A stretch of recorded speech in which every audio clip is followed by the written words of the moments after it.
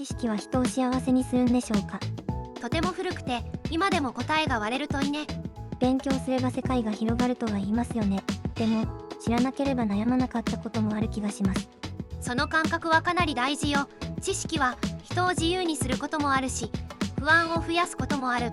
だから今回は、知識は幸福の保証なのか、それとも苦しみの始まりなのかを考えていきましょう。まず、幸せって何を指すんですか？楽しい気分のことですか？そこを分ける必要があるわね。現代の幸福研究では、幸福を一つの感情だけで測らないことが多いの。例えば、生活全体をどう評価するか、楽しい感情がどれくらいあるか、不安や怒りのような感情がどれくらいあるかを分けて考えるのよ。つまり、楽しいけど人生には満足していない、みたいなこともあるんですね。そうね。反対に、毎日が楽しいだけではないけれど、自分の人生には意味があると感じる人もいる。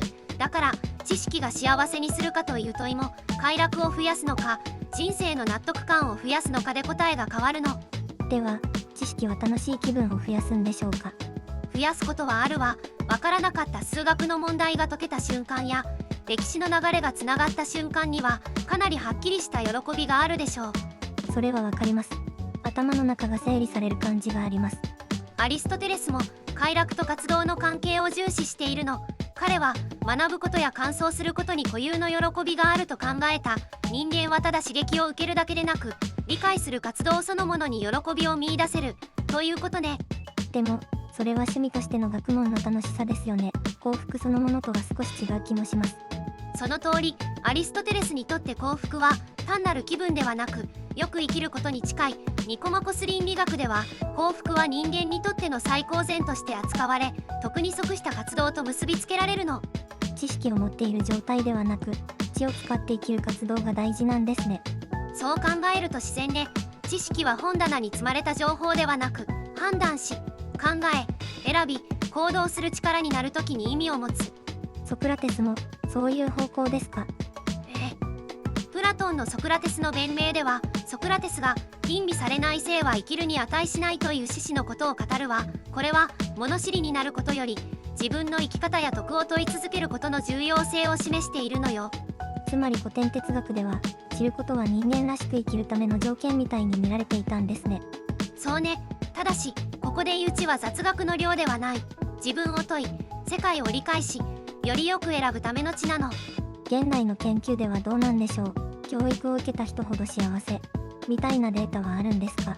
ある程度はあるわ。2025年のメタ分析では、教育水準、高等教育への参加、生涯学習への参加が主観的幸福と性の関連を持つと報告されているの。それなら知識は人を幸せにすると言えそうですね。そこは慎重に見たいわね。教育は知識だけではなく、所得、雇用の安定、健康情報へのアクセス、社会的つながり、自己効力感とも関わる。つまり、教育が幸福に関わるとしても、それは知識そのものだけではなく、人生の選択肢を広げるからかもしれないの。勉強すれば自動的に幸せになるという話ではないんですね。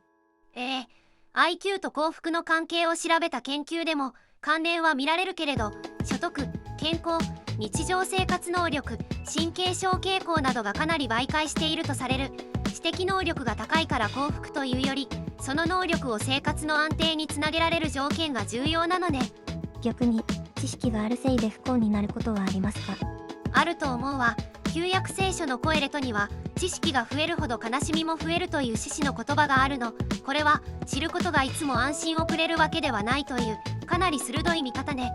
確かに世の中を知るほど理不尽や格差や死のことも見えてきます。そうなのよ。子供の頃は見えなかった問題が学ぶほど見えてくる。経済を知れば不平等が見える。歴史を知れば暴力の反復が見える。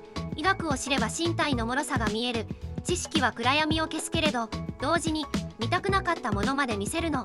では無知の方が幸せなんでしょうか？一時的には楽なこともあるわね。でも無知は問題を消すわけではない。知らないまま苦しむこともあるし、知らないから他人に支配されることもある。だから無知は幸福というより、不安を先送りしているだけの場合もあるの。なるほど。知る苦しみと知らない危うさの両方があるんですね。その通り。そして知識のもう一つの危険は、見栄や優越感と結びつくことよ。そこ出るそうですか？ソーは学問芸術論で、科学や芸術の発展が人間を本当に良くしたのかを疑った。ただし彼は科学そのものを単純に憎んだというより徳の問題を見ていたの。本人も攻撃しているのは科学ではなく守っているのは徳だという趣旨を述べているわ。知識が増えると徳も増えるとは限らないんですね。そうね、むしろ知識が人より賢く見られたいという欲望に使われると幸福から離れてしまう。知っていることが自由ではなく比較や承認欲求の材料になるからね。それはかなり現代的ですね。 SNS でも知識が自己演出に使われることがあります。そう考えるとルソーの警告は今でも古びていないわ。知識が深まるほど謙虚になる人もいれば知識を飾りにして自分を大きく見せようとする人もいる。幸福に近いのはおそらく前者ね。では知識を幸福に変えるには何が必要なんでしょう。一つは自分で考える力ね。カントは啓蒙について人間が自分の未成熟から抜け出し自分の理性を使うことだと考えた。知識は他人の言葉を暗記するだけではなく自分で判断する自由に変わって初めて人を支えるのよ。情報を集めるだけでは足りないんですね。むしろ情報が多すぎる時代ほど自分で考えない人は振り回されやすい。何を信じるか何を保留するかどこまで分かっていてどこから分からないのかを見分ける力が必要になる。そこで知的謙虚さが出てくるんですね。そう、知的謙虚さとは自分の知識には限界があり自分の考えも間違いうると認める態度のこと。これは自己否定ではないの。むしろ学び続けるための落ち着いた強さね。知識が増えるほど自信満々になるのではなく知らないことの広さもわかる。その感覚はとても健全ね。知識が幸福を壊すのは世界の複雑さを見て絶望する時や他人との比較に使う時。反対に知識が幸福を支えるのは好奇心を満たし判断力を育て自由を広げ謙虚さを深める時なの。まとめると知識は人を幸せにするんですか。条件付きでするけれど知識だけでは足りないわ。知識は幸福の完成品ではなく幸福に近づくための材料なのよ。その材料を見栄や不安に使うか自由や理解に使うかで変わるんですね。そうね、知るほど世界は単純ではなくなる。でも単純ではない世界をそれでも静かに見つめられるようになる。その時知識はただ楽しいだけではなく生き方を少し強くしてくれる。無知のまま安心するより知った上で落ち着ける方が深い幸福なのかもしれません。私もそう思うわ。知識は苦しみも連れてくる。でもその苦しみを言葉にし形を与え選択へ変える力もまた知識なのよ。今回は知識は人を幸せにするのかについて考えました。結論は知識は人を自動的には幸せにしないけれど知識が好奇心自由謙虚さ行動と結びつくなら人はよりよく生きやすくなるということね。ご視聴ありがとうございました。ありがとうございました。また次の動画でお会いしましょう。